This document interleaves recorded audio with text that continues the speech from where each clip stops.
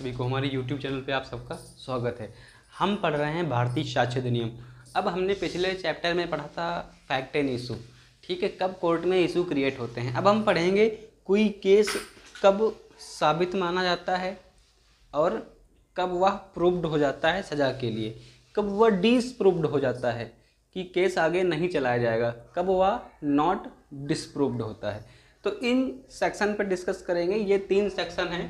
Section 2J proved cases, section 2C disproved cases, section 2I not proved cases.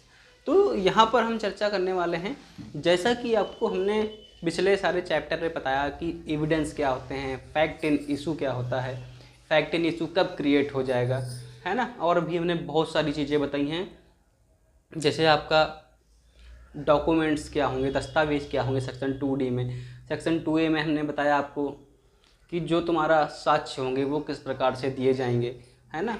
और आपको section 2F में fact in issue बताया, है ना, कोर्ट में फैक्ट इन इशू कब क्रिएट होता है, सेक्शन 2F में बताया था। सेक्शन 2F के कुछ खास पॉइंट बताते हैं। फैक्ट इन इशू कब क्रिएट होता है, जैसे कोई केस चल रहा है, एक पार्टी ए है, एक पार्टी बी है ना। अब ए से किसी वकील ने क्वेश्चन किया, भाई सी तुम्हारे साथ था, बोल दिया हाँ हमारे साथ था, पार्टी में गया था। फिर सी ने बोला डी भी था हमारे साथ, पार्टी में गया था। इन्होंने बोल दिया यस यस यस, इन्होंने बोल दिया यस। तो अभी तक तो सब क्लियर है कि इन्होंने बोला कि हाँ ये 3 मिलके पार्टी में गए थे। फैक्ट इन इशू तब क्रिएट होगा जब भाई बी बोल देगा कि हाँ भाई डी ने वहाँ पे मर्डर किया था, किसका, ई का, है ना। तीनों गए थे साथ में, ये तो सब सही है, लेकिन जब वहाँ पे मर्डर की बात आ जाएगी कि वहाँ पे डी ने मर्डर किया था ई का, तब ये 3 कहेंगे भाई साहब मर्डर नहीं किया था। तब वहाँ पे यही प्रूफ करना है कि मर्डर हुआ था या नहीं हुआ था। ये फिर क्या होगा, ये सेक्शन 2F के अंडर फैक्ट इन इशू हो जाएगा, ठीक है। तो ये आपको वहाँ पे साबित करना होगा सेक्शन 2D और 2E के अंतर्गत। 2F में यहाँ पे फैक्ट इन इशू क्रिएट होगा। अब हम बात करेंगे कि ये केस अप्रूव्ड कब हो जाएगा, कि इस बंदे को सज़ा मिलनी चाहिए, या तो यह केस डिसप्रूव्ड हो जाएगा, सारे चार्जेस हटा दिए जाएंगे, या तो इसको पेंडिंग कर दिया जाएगा। ये सब चर्चा करने वाले हैं हम। तो यहाँ पे हम बात करेंगे सेक्शन 2J प्रूव्ड, है ना। इसमें बोला गया है अगर कोई केस कोर्ट में चलाया जा रहा है, ए ने किसी का मर्डर कर दिया, अब बी भी आया है अपनी बेगुनाही का सबूत देने, कोई केस कोर्ट में चल गया है, वह कोर्ट उस केस को प्री कंज्यूम कैसे करेगा, कैसे उस पर मुकदमा चलाएगा, कैसे सज़ा सुनाएगा, उसमें क्या क्या चीज़ें देनी हैं, वो सब हम यहाँ डिस्कस करने वाले हैं। तो सबसे पहले हम बात करेंगे सेक्शन 2J प्रूव्ड केस की। तो यहाँ पे बोला गया है a fact is said to be proved when after considering the matters before in that court of other believes it's to exist.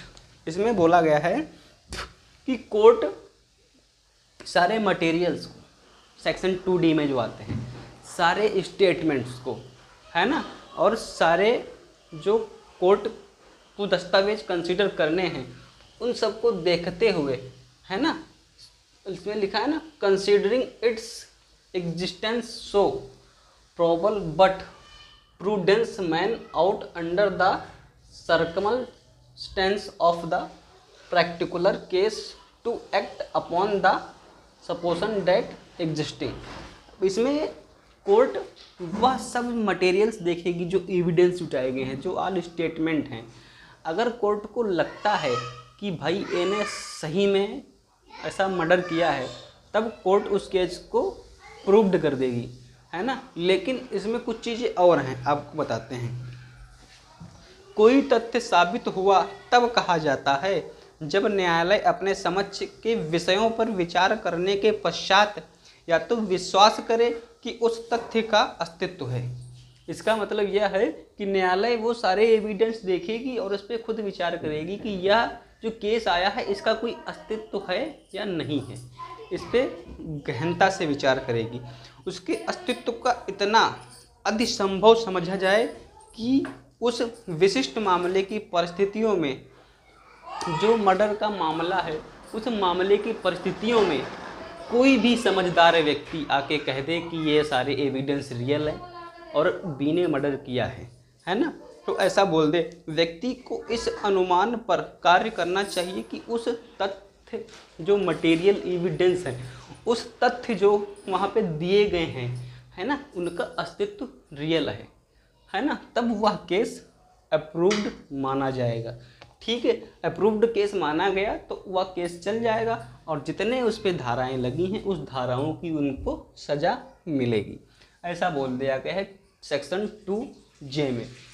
A fact is said to be proved when after considering the matter before in the court another believes to existing on consideration its extends to probable that prudent man out under the circumstance of the particular case to act upon the।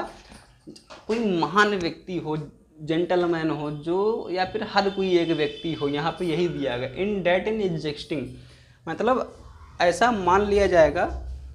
अब law की भाषा है, थोड़ा कठिन है, इसको normal भाषा में एक्सप्लेन कर देते हैं। अब जैसे कोई केस आया तो वहाँ पर क्या होगा कि सारे मैटर वहाँ रखे गए, सारे एविडेंस रखे गए सेक्शन 2D के तहत, 2E के तहत।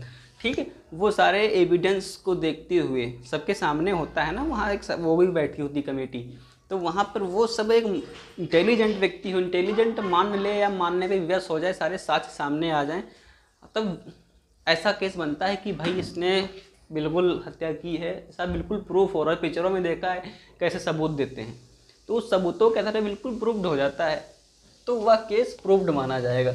अब यहाँ पर सेक्शन 2C में बताएंगे हम डिसप्रूव्ड केस। ठीक है, डिसप्रूव्ड केस क्या होते हैं, यही फैक्ट होंगे, यही एविडेंस मटेरियल होंगे, है ना, यही सबूत होंगे, यही केस होगा।